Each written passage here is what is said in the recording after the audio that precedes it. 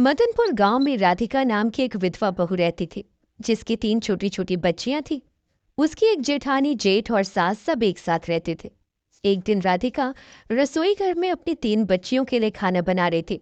तीनों बच्चियां भी रसोई घर में थी। मम्मी, दादी माँ और बड़ी माँ बाजार गई हैं, बड़े पापा काम पर गए हैं। इससे पहले कि वो लोग वापस आ जाए, जल्दी से हमारे लिए खाना बना दीजिए। हम लोगों ने 2 दिन से कुछ नहीं खाया।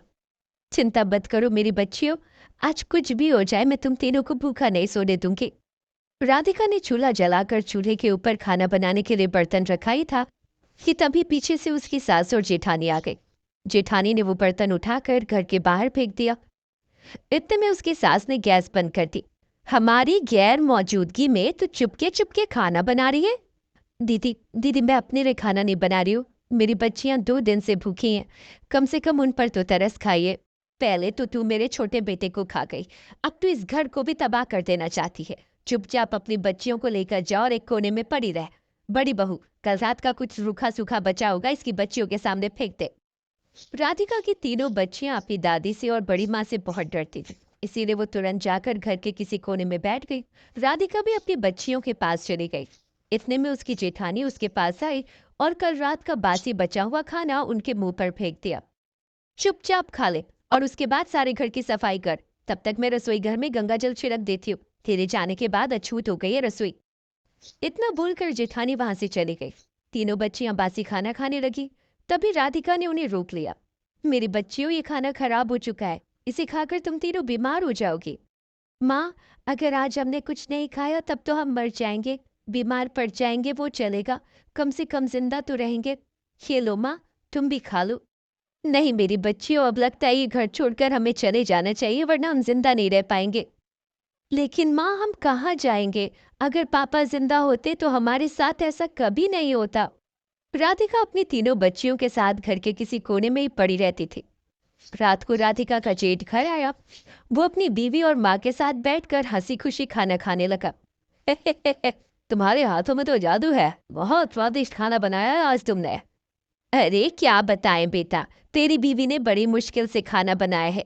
छोटी बहू पता नहीं कैसे हमारी गैर मौजूदगी में रसोई घर में घुस गई थी। रसोई घर को हमें गंगा जल से साफ करना पड़ा।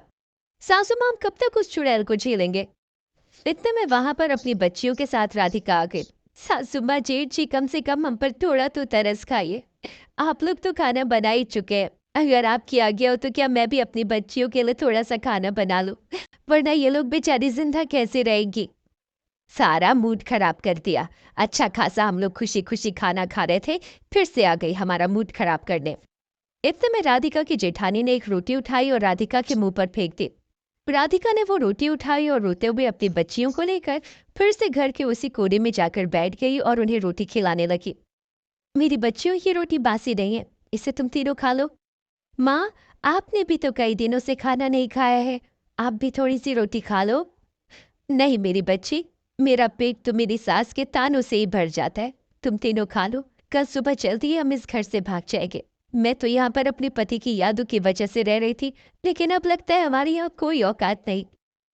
अगली सुबह 5 बजे राधिका ने अपने बैग में अपने और अपनी बच्चियों के कपड़े रखे और घर से भाग गई। चलते चलते वो उस गांव से बाहर निकल गई और एक सड़क के किनारे अपनी साड़ियों से एक छोटा सा तंबू बनाकर रहने लगी। जैसे ही सूरज निकला वैसे ही नगर निगम के कुछ लोग आए और उसका तंबू उखाड़ कर फेंक दिया।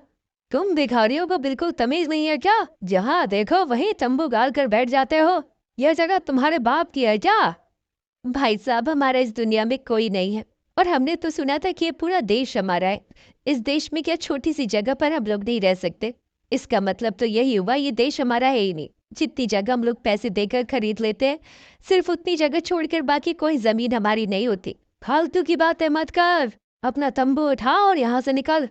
मम्मी, इनसे बहस मत करो, चलो यहाँ से कहीं और चलते हैं। राधिका ने अपना बैग तंबू उठाया और बच्चियों को लेकर फिर वहां से निकल पड़ी। पैदल चलते चलते दोपहर हो गई और वो लोग एक बहुत ही सुनसान इलाके में पहुंच गए, जहां चारों तरफ सिर्फ जंगल ही जंगल था और कुछ नहीं। मम्मी चलो, जंगल के अंदर चलते हैं।